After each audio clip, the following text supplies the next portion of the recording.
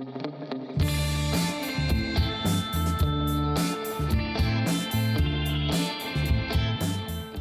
sæl aftur, við erum enn á bleikum nótum hér í föstudagsþættinum og nú ætlum við að beina kastljósinu að ungu fólki og krabbameini.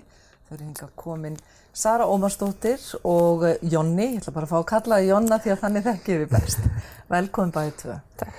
Sara, þú varst að fá starf sem hjá Ungkrafti eða Norðankrafti, heitir það ekki? Norðankrafti, já, passar. Segðu mér aðeins hvernig það kom til. Ég sótt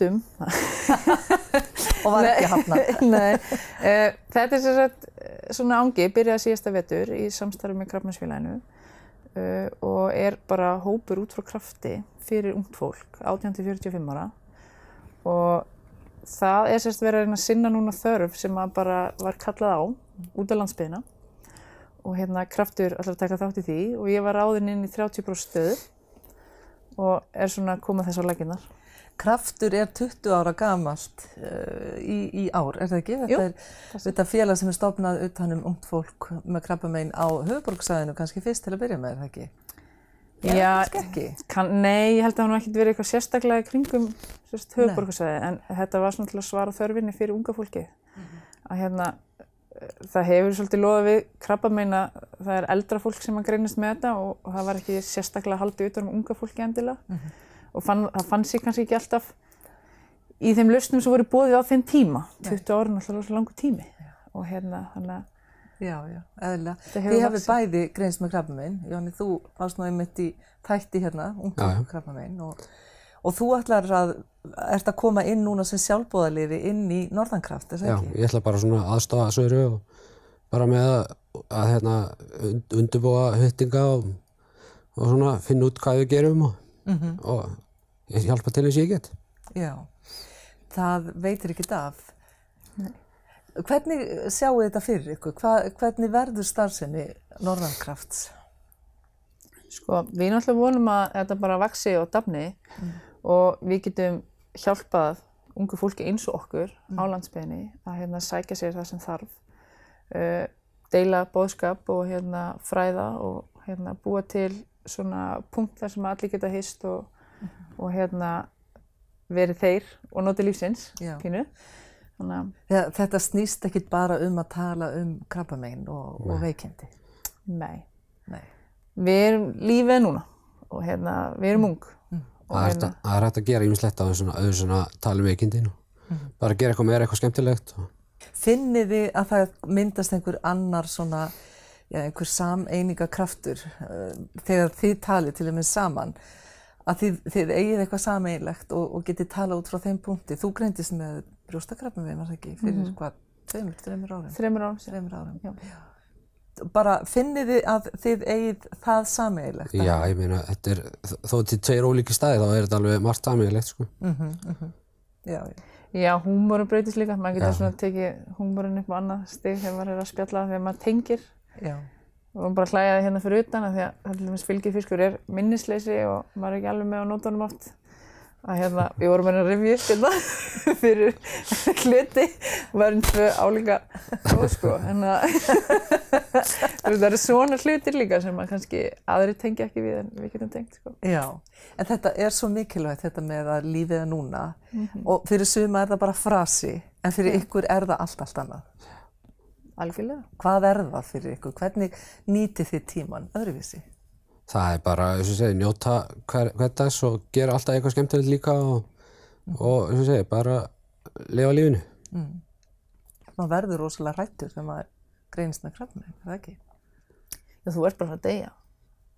Það svona hitt orðið við krabbamein, dauði, svona finnst mörgum, en það bara að taka einn dag í einu og klára þetta. Já, af því að staðreyndin náttúrulega svo að flestir eru lifandi í dag sem greinast með krabbamein. Það ekkert allir sem að enda lífið þó að það gerist að sjálfsögðu. Og ég þurfti að kveðja vini, en það svona einhvern veginn, þetta náttúrulega svolítið gildishlaðið orð, krabbamein. Og það sem við erum kannski líka að meina, að það náttúrulega í lífinu í dag, það allir uppteknir af því sem maður getur orðið og að fara að gerast og þegar ég verð stór þá ætla ég að gera þetta og þegar ég verð gamall þá ætla ég að njóta þess og eitthvað. En við viljum bara svolítið gera það núna og það var það sem mér fannst gott að þegar ég greindist að ég var bara sátt við mitt. Ég var búin að gera það sem ég langaði til að gera. Ég ekki með neitt sem ég ætla að gera þegar ég er gömul. Hlutin sem ég langar að gera ég búin að framkvæma ef ég get það. Og það svona pínu líka minna fólk á að það má bara gera það núna. Það þarf ekki að bíða þangað til að maður verður. Já, og kannski minna alla á að lífið er núna. Og það akkurat þetta, því að Gott motto á lífið er núna. Maður veit aldrei hvað dugar upp á. Bara að fara í búðina getur verið hættulegt. Algjörlega, sko. En hvar eru þið til húsa hérna í Glerárgötunni á Akureyri fyrir þá sem að myndi vilja koma til ykkar? Hvernig snýr maður sér til ykkar? Já, sko, við erum með Facebook-grúpu, Norðan Kraftur, og það er hægt að finna okkur þar. Og svo er ég með fasta viðveru á skrifstofunni hjá Krabbameinsfélagi Akureyrar og nágrennis alla mánudaga frá 10 til 4, þannig að það er hægt að finna mig þar. Og svo eru stelpurnar á Krabbameinsfélaginu líka alltaf tilbúin til að taka við öllum og beina áfram og það er hægt að heyra í þeim. Þú sagðir þetta væri fyrir alla á landsbyggðunum, ekki bara Akureyringa. Já. Það er kannski mikilvægt að það komi fram. Já, og okkar svona, við ætlum að reyna að ná norður, Vesturlandi og alveg austur. Já. Og bjóðum alla velkomin til okkar, bæði krabbameinsgreinda og aðstandendur. Og það er svolítið það sem við ætlum að leggja áherslu á núna, að þú þarft ekki bara að vera sjúklingur til að koma til okkar, heldur, þetta er líka fyrir aðstandendur og aðstandendur, þetta er svo vítt orð, að sumum finnst þeir ekki heima þegar þeir hafa átt mömmu kannski sem að greindist en hún dó ekki, en þú ert aðstandandi og þú ert líka hluti á netinu, þannig að við viljum bara fá sem flesta með okkur. Já, þið eru ekki að tala um bara þá sem að eru ungir og hafa greinst með krabbamein, þið eru að tala um til dæmis ungt fólk sem hefur mist eða hefur gengið í gegnum krabbamein með foreldrum eða systkinum. Já, bara alla þá unga sem að krabbamein hefur snert á einhvern hátt. Já. Svo ætlum við líka að vera með í vetur bara svona fjölskyldu, bara taka eitt laugardag og fara bara eitthvað upp í fjall og leika okkur á skíðum og sleðum og taka krakkana með og bara taka alla flóruna með. Já. Það verður örugglega mjög góð dagur. Já. Hvað er svona bara næsti hittingur? Hvað ætlið að byrja á því að bjóða upp á? Við ætlum að fara næsta mikudag í SUB. SUB fyrir þá sem ekki vita hvað það er? Það er verið að fljóta á svona brettum. Stand-up paddleboard. Já.